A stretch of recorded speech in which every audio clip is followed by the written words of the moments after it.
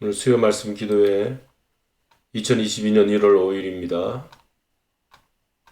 기독교의 핵심 진리 일부 계시 부분에 있어서 네 번째 날입니다. 특별 계시와 성경. 우리 특별 계시, 지난주에는 일반 계시에 대한 말씀 함께 나누었고요. 오늘은 특별 계시인데 일반 계시는 하나님께서 모든 사람에게 특별히 베풀어 주신 창조의 하나님의 특성이 있다면, 특별 계시는 구원자 하나님의 특성을 가지고 우리 믿는 자들에게 특별히 예수 그리스도가 특별 계시입니다. 그리고 성경이 특별 계시입니다. 예수 그리스도 성경, 그것이 특별 계시다. 우리 믿는 사람에게 주신 계시죠. 참조 성공을 한번 살펴보겠습니다. 요한복음 17장 17절 우리 같이 읽겠습니다. 저희로 진리로 거룩하게 하옵소서. 아버지의 말씀은 진리니이다. 여기서 이제 아버지의 말씀. 우리 예수님이 대제사장적 기도를 하실 때 요한복음 17장이 그런 내용이죠. 하나님 아버지의 말씀, 이 성경 말씀에 대해서 우리 주님이 친히 하신 말씀이죠. 데살로니가전서 2장 13절 같이 읽습니다. 이러므로 우리가 하나님께 쉬지 않고 감사함은 너희가 우리에게 들은 바 하나님의 말씀을 받을 때 사람의 말로 아니하고 하나님의 말씀으로 받음이니 진실로 그러하다. 이 말씀이 또한 너희 믿는 자 속에서 역사하느니라. 데살로니가 교회 사도 바울이 이제 복음을 전할 때 하나님 말씀을 전했습니다. 그때 바울의 말로 받지 않고 그 전하는 복음의 말씀, 하나님의 말씀으로 받았다. 이 데살로니가전서 2장 13절 굉장히 중요한 기절이니까 우리가 전도할 때나 설교할 때 그런 말씀이 우리 인간의 말을 전하는 것이 아니라 그 내용 자체는 하나님의 말씀이다. 그런데 도구인 우리 사람을 통해서 복음이 전해지지만, 그러나 그 내용은, 복음의 내용은 하나님의 말씀이다. 이제 그런 뜻이 되겠습니다. 디모데후서 3장 16절과 베드로후서 1장 20절 21절은 성경에 관한 구절입니다. 우리 같이 읽겠습니다. 시작. 모든 성경은 하나님의 감동으로 된 것으로 교훈과 책망과 바르게 함과 의로 교육하기에 유익하니, 먼저 알 것은 성경의 모든 예언은 사사로이 풀 것이 아니요 예언은 언제든지 사람의 뜻으로 낸 것이요 오직 성령의 감동하심을 입은 사람들이 하나님께 받아 말한 것임이니라. 여기 성경은 하나님의 감동, 성경은 오직 성령의 감동을 받았다. 오늘 우리가 특별 계시인 성경에 대해서 하나님의 성령의 감동을 받아서 우리에게 주어진 하나님의 말씀이 성경이다 하는 것을 우리가 배우려고 합니다. 이런 말씀을 배우는 것에 중요한 것은 우리가 분명히 어디에 서 있느냐 하는 것이죠. 우리의 권위가 어디에 있느냐. 오늘날 이 시대는 모든 권위가 다 해체되는 시대라고 하는데, 그러나 진리는 해체되지 않습니다. 하나님의 권위는 해체되지 않습니다. 근데 그것마저도 무신론자들은 해체하려고 하고 있지만, 우리는 믿는 자들은 굳건하게 진리를 사수해야 되겠고, 성경, 하나님의 권위의 하나님 말씀을 우리는 끝까지 지켜야 할 것입니다. 그래서 이런 이제 성경, 특별 계신 성경의 말씀, 이러한 것을 우리가 교리 공부하는 것이 왜 중요하냐면은 우리를 든든하게 해줘요. 우리를 굉장히 반석 위에 든든히 설 수 있도록 해줍니다. 그래서 우리 신앙이 더 굳건한 신앙이 되기 때문에 이 마지막 때에 갈수록 우리는 기본으로 돌아가야 하겠어요. 그래서 이런 말씀들을 우리 함께 나누는 것이고요. 자, 성경이 하나님의 특별 계시인 것은 예수님께서 하신 말씀이 있습니다. 예수님께서 광야 시험 마귀 꾸짖으실 때 뭐라고 하셨습니까? 같이 읽겠습니다. 사람이 떡으로만 살 것이 아니요 하나님의 입으로 나오는 모든 말씀으로 살 것이라. 마태복음 4장 4절이죠. 바로 예수님 자신께서 우리에게 하나님의 말씀이 신명기에 있는 그 말씀을 들어서 마귀를 내쫓았는데, 그 하나님의 말씀이 권위 있는 말씀이라고 하는 것을 직접 증언하신 거예요. 이걸 성경의 내적 증언이라고 하죠. 그래서 성경 자체가 하나님의 말씀을 이렇게 직접 증언하고 있다 하는 것을 알 수가 있습니다. 하나님의 입으로 나오는 모든 말씀이 그 모세에게 주신 율법의 말씀, 특별히 신명기에 있는 말씀, 그것을 하나님의 말씀이라 하죠. 모세의 말이 아니라 하나님의 말씀이라는 것입니다. 그래서 성경은 우리 굉장히 중요한 문장입니다. 인간의 언어로 쓰여진 하나님의 말씀이다. 보통 여러분이 전도하다가 사람들과 이제 신앙적인 대화를 하다가 성경이 뭐냐 도대체 그러면 인간의 언어로 쓰여진 하나님의 말씀입니다. 이렇게 한 문장으로 설명하면 됩니다. 이제 인간의 언어로 쓰였다는 것은 인간의 문체가 들어가 있어요.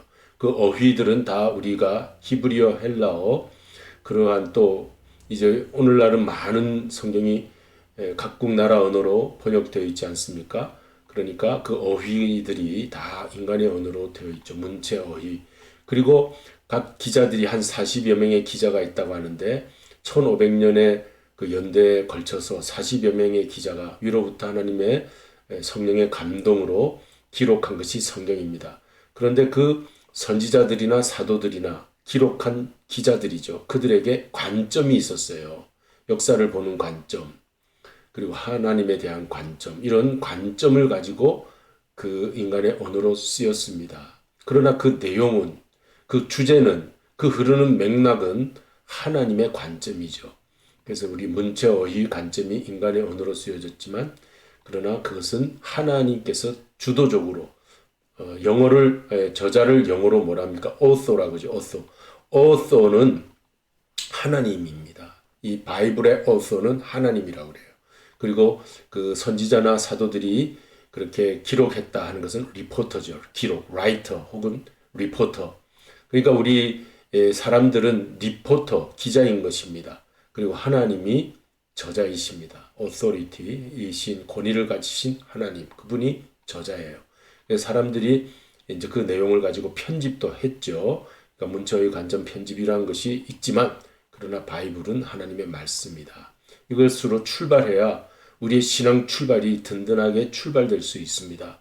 우리가 지금 첫째 날부터 넷째 날까지 이러한 말씀을 계속 하고 있는 것은 우리가 기본으로 돌아가서 우리 하나님의 말씀에 굳게 서서 우리 신앙을 더 다져나가자 하는 그런 뜻이 있는 거예요.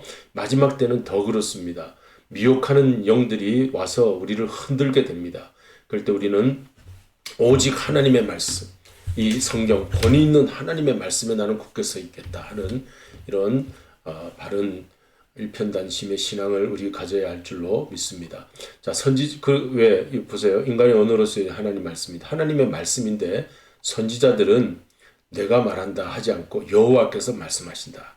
여호와께서 말씀하시니. 옛날 성경에는 여호와께서 가라사대 그랬죠. 가라사대. 근데 그렇게 가라사대 하면은 좀 와닿지 않으니까 요즘 현대 번역으로 여호와께서 말씀하시니라고 다 되어 있어요. 그래서 우리 선지서, 예언서들을 보면 다 여호와께서 말씀. 자기들이 받아서 선포하는 말씀이지만 하나님이 말씀하신다는 거예요.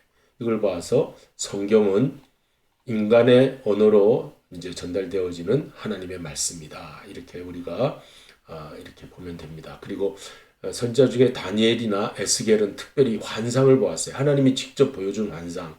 하나님의 성령의 감동으로 그 환상을 저들이 보고 그 시대를 향해서 예언을 한 것입니다. 이 구약은 주로 선지자들이 구약 성경을 기록했다면 신약은 누가 기록했습니까? 사도들. 그러니까 신약은 주로 사도들, 그리고 바울도 자신이 마지막 사도라고 그렇게 전하고 있죠. 그러니까 사도들, 이제 12 제자들 구성으로 된 사도들입니다. 그래서 사도들도 인간의 말로 전해진 하나님의 말씀. 저들이 복음을 선포하지 않았습니까? 케리그마라고 하는 그 설교 선포하는 말씀. 예수 그리스도께서 십자가에 달리시고 사흘 만에 부활하셨다. 그게 케리그마 복음인데, 그러한 선포, 케리그마라는 뜻은 선포입니다. 사도들은요, 타협하지 않았어요. 사도들은 설명하지 않았어요. 사도들은 설득하려고 하지 않았어요. 사도들은 단지 선포했습니다. 선포하는 말이 케리그마의 말인데, 사도들은 우리를 다독이고 가르치고 뭐 좀 말을 들으라, 그 정도가 아니었어. 완전히 들을 사람은 듣고 듣지 않을 사람은 듣지 말라. 들을 사람은 듣고 회개하고 돌아와 하나님의 백성이 되라. 그런 강한 메시지였어요. 사도들이. 오늘날 21세기 교회에서도 정말 이런 메시지가 전해지기를 바랍니다. 자, 사도들은 인간의 말로 저들이 전했지만 얼마나 강력하게 전했는지 하루에 5천 명이 회개하고 돌아왔다고 하잖아요. 그런 인간의 말, 그게 케리그마의 복음인데 십자가와 부활의 복음을 날 것 그대로 생생한 그대로 전했습니다. 그래서 하나님의 말씀을 받고 이제 사람들이 돌아오게 되죠. 그래서 오죽하면 그 이고니온 지역에 가니까 그 하늘의 신이 내려왔다 할 정도가 되었죠. 자, 이렇게 땅 끝까지 선포해야 될 권위 있는 가르침, 권위 있는 말씀이 우리에게 있는가? 여러분, 우리가 땅 끝까지 사람들 만나서 전해야 되는 일이 그렇게 쉬운 일이 아닙니다. 땅 끝까지 선포하는 것이 본인 자체도 땅 끝까지 가기가 힘들어요. 그리고 땅 끝에 있는 사람들에게 만나서 전하는 것이 힘들어요. 하지만 힘들지 않은 권위 있는 말씀이 있으니 그것을 전해야만 하는 권위 있는 말씀에 그 말씀에 사로잡힌 한 사람이 가서 땅 끝에 있는 끝까지 가서 선포한다는 것은 그 말씀이 하나님의 말씀이 얼마나 우리를 살리는 말씀이며 우리 인생에 정말 살리는 말씀이며 우리 인생을 새롭게 하는 말씀이며 구원의 말씀인가 하는 것에 그 권위가 살아있을 때 우리는 땅끝까지 이 하나님의 성경 말씀을 전하게 될 줄로 믿습니다. 그래서 하나님이 이렇게 우리 땅에 성경을 주셨는데 우리가 다 그 일반 계시에서 다 배웠죠. 자, 그래서 하나님이 누구를 통해서 인간 기자를 통해서 성경을 우리 땅에 세상에 있는 사람들에게 주셨어요. 여기에 이 뭐가 작용하는가 하면 영감이 작용합니다. 영감. 그리고 인간 기자. 여기 제가 저자라고 하지 않고 기자라고 바꿨어요. 자, 인간은 기자일 뿐이에요. 그러나 그 기자이지만 어떤 편집하는 그 뉴스를 듣고 신문 기자가 편집할 때 자기의 관점이 들어가죠. 자기의 어떤 문체나 어휘가 들어가긴 하죠. 그렇지만 그 내용은 성경입니다. 그래서 해석하기 필요한 거예요. 오늘날 주석이 필요한 거 해석하기 왜 필요하냐? 인간 기자가 그 당시 인간의 역사의식을 가지고 자기의 문화 속의 옷을 입고 그 당시의 사람들에게 전했다면 오늘날 우리 현대인들에게는 오늘 이 현대의 문화 속에 그 옷을 어떻게 잘 입힐 수 있는가? 그리고 우리의 지금 이 시대의 현대인들에게 어떻게 그 말씀이 이 역사의식을 가지고 우리에게 전달되는가? 이게 해석학입니다. 성경 해석학. 설교자들이 이런 내용을 잘 알고 말씀을 잘 전해야 되겠죠. 자, 예수님께서 성경 말씀을 아버지의 말씀으로 간주하셨어요. 아까도 마태복음 4장 4절. 그러니까 예수님 자신께서 하나님의 성경 말씀을 아버지의 말씀이다. 그리고 베드로나 바울이 사도들 아닙니까? 이들이 베드로후서, 디모데후서 아까 우리 참조 성경 다 읽은 겁니다. 모든 성경은 하나님의 감동으로 된 것이다. 우리 사람들이 적어서 기록하여 전하지만 그러나 누구의 감동? 하나님의 감동이다. 그래서 영감론이 나옵니다. 인스피레이션 영어도 이쯤에 배워가야 되겠죠. 인스파이어 우리에게 어떤 영적인 감동이 일어날 때 인스파이어라고 하는데 그 명사형 인스피레이션 그래서 영감론 이 영감이란 말이 할아버지 영감이 아니라 성령의 감동 그 성령의 감동이라는 거예요. 성령의 감동 삼위 하나님께서 협력하여 이 성령의 감동도요 그냥 주어지는 거 아니라 하나님의 삼위 하나님이 협력하여 주어지는데 성경은 그 근원이 성부 하나님으로부터 오는 것이고 그 내용 성자 예수님이시고 그 영적인 감동은 성령께서 하시는 말씀이다. 하나님께서 우리에게 구속의 모든 계획을 하셨고 그리고 그 구속의 주인공으로서 예수 그리스도를 보내주시죠. 그래서 성경의 주인공은 그 내용은 성자 예수 그리스도. 그러니까 창세기 1장부터 계시록 22장까지 우리는 언제든지 말씀을 읽을 때 예수 그리스도를 찾아내야 됩니다. 아브라함과 이삭 이야기를 하더라도 예수 그리스도를 찾고요. 요셉 이야기를 하더라도 예수 그리스도를 찾고요. 모세나 여호수아 속에서도 또 다니엘 속에서도 예수 그리스도를 찾아야 돼요. 사도행전을 읽다가 예수 그리스도, 복음서는 예수 그리스도가 주인공이고 사도행전 속에서도 또 디모데 전후서 속, 요한계시록에서도 예수 그리스도, 그것이 구속사라는 거예요. 그 예수 그리스도를 전하는 설교를 구속사 설교라고 하는 거예요. 자, 그래서 이 예수 그리스도를 성경에 찾아내서 우리가 나아갈 때 오직 예수, 그 예수만이 나의 생명이시고 나의 영원한 생명이시고 나의 주님이시다. 그런 우리 고백을 하게 되죠. 그러면 어떤 세상이 오더라도 마지막 때 어떤 세상 정부가 우리를 괴롭힌다 할지라도 예수 그리스도가 승리자이시니 우리는 다 승리할 줄로 믿습니다. 그리고 이 영감론에는요, 완전 축자 영감설이 있고 기계적 영감설이 있고 유기적 영감설이 있어요. 이것만 공부하더라도 1시간, 2시간 공부해야 되지만 제목만 알고 넘어가시면 됩니다. 축자라는 건 그대로 성경 기자는 그 타이프일 뿐이다. 타이핑 기계일 뿐이다. 옛날에는 이제 필일 뿐이다. 그렇게 표현했는데 오늘날로 치면 그 타이핑 저기 알파벳이 그려져 있는 그 뭐죠? 그게 타이프 칠 때 그 있잖아요. 그거일 뿐이다. 그러나 기계적 영감설이라는 것은 영감 과정에 성경 기자가 수종적인 역할을 했다. 그게 기계적 영감설이고 이제 축자 영감설에서는 축자 영감설보다는 조금 인간의 그 어떤 협조가 들어갔죠. 그리고 좀 더 유기적 영감설 이런 것은 성경 기자가 영감 과정이 있지만 아까처럼 그 문체나 그 어휘나 편집 그리고 관점 이런 것들이 들어갔다. 충분히 관여했다. 자신의 어떤 지적인 하나님이 우리 인간을 어떤 지적인 것, 사도 바울을 들어서 바울 서신을 기록하게 한 것도 그의 어떤 지적인 능력을 보았기 때문에 그렇고 그의 문화적 히브리적 문화와 헬라적 문화를 바울은 다 가지고 있었어요.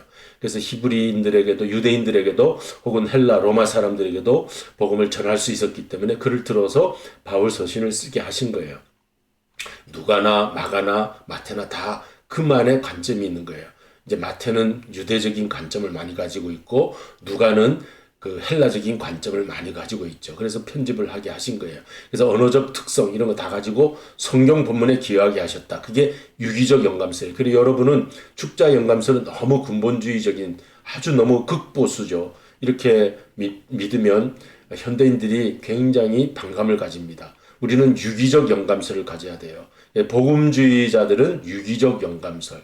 그래서 현대인들도 유기적인 영감설로 하나님 말씀이 우리에게 주어졌다면은 끄덕끄덕 이해를 하게 됩니다. 자, 그래서 그렇게 하시고 그 정도 하시고 넘어가시고 그 다음에 영감과 조명이라는 것이 있습니다. Inspiration and Illumination. 그럼 하나님은 성령에 감동을 하셨는데 우리는 어떤 반응을 가지냐? 이게 영감과 조명의 내용입니다. 자, 정경, 캐논이죠. 이제 성경을 이제 신학에서 이제 이 정경론이라는 게 있기 때문에 정경을 다룰 때 성경이 어떻게 우리에게 이렇게 오토리티한 캐논이 되었나 할 때 이제 정경이란 말을 쓰거든요. 그렇게 뭐 이상하게 생각하지 마시고 이제 정경, 성경과 같은 말입니다. 이러한 정통적인 성경을 수여하는 일에는 하나님이 영감을 주셨어요. 그래서 이걸 하나님이 성령으로 감동 계시하여 영감을 주신 분. 그러니까 성경 본문 그 자체를 하나님이 이제 성경 본문 내용 그 자체를 주셨죠. 그런데 우리가 읽을 때가 있지 않습니까? 그 본문 그 자체를 읽을 때는 조명이 필요합니다. 교회 안에서 성령의 사역이 조명이라는 거예요. 그러니까 우리 신자들이 신앙생활 하면서 성경을 펼쳐서 읽을 때는 성령의 조명이 일루미네이트하는 빛을 비춰주는 그 은혜가 필요해요. 그걸 성령의 사역이라고 그래요. 그러니까 바이블이 기록될 때 성령의 사역이 영감적인 계시적인 사역이었다면 우리 신자들이 이건 이제 선지자와 사도들에게 영감 주신 거고 신자들이 성경을 읽을 때 우리 일반 모든 수많은 신자들이 읽을 때는 성령이 조명해 주십니다. 그러니까 성령께서 내 안에서 이렇게 깨닫게 해주시는 거예요. 빛의 조명을 주시는 거예요. 그래서 꼭 성령님께 기도하고 성경을 읽으시기 바랍니다. 성경 통독할 때 꼭 기도하고 성령님 비춰주세요. 성령님 깨닫게 해주세요. 그럴 때 본문 이해가 되고 내가 받아들여지게 되는 거예요. 성경은 인간의 반응과 관계없이 영감으로 된 것이지만 영감의 사역을 할 때는 내 반응 관계없이 하지만 그러나 조명의 역사를 할 때는 성경의 가르침을 받으려면 내 마음 안에 성령의 조명을 받아야 합니다. 하나님께서는 성경 말씀입니다. 우리 같이 읽겠습니다. 시작. 하나님께서는 성령을 통하여 이 지혜를 우리에게 계시하셨습니다. 고린도전서 2장 10절. 빛이 어두움에 비치되 어둠이 깨닫지 못하더라. 요한복음 1장 5절. 우리 이게 조명을 지금 설명하는 거죠. 항상 성령님은 우리에게 조명을 해주십니다. 빛을 비춰주십니다. 그러나 너무 어둠에 있으면은요, 그 어둠 속에서 빛이 왔는지 안 왔는지 몰라요. 우리는 늘 깨어서 빛의 생활을 할 때 빛이 오면 더 우리가 밝히 알게 되는 거죠. 그래서 어둠 속에 깜깜하게 있지 말고 정말 하나님의 성령의 조명이 나를 늘 깨우칠 수 있는 그런 자리에 있으시기를 바랍니다.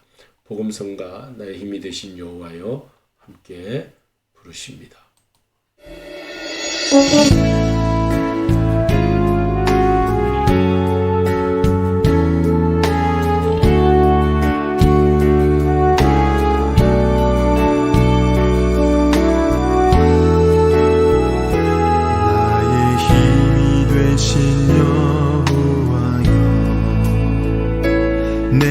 주님을 사랑합니다.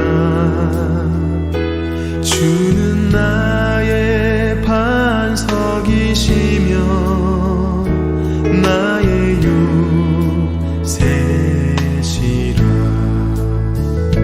주는 나를 건지시는 나의 주 나의 하나님.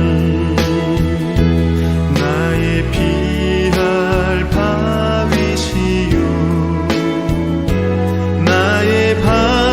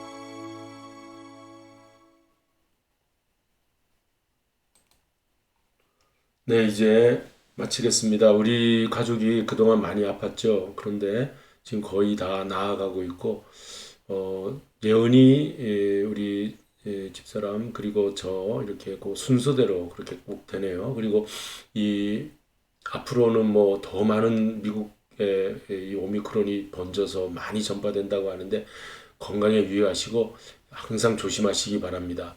그리고, 제가 좀 아파 보니까 그 보통 감기 비슷합니다. 그런데 독감보다는 좀 약해요.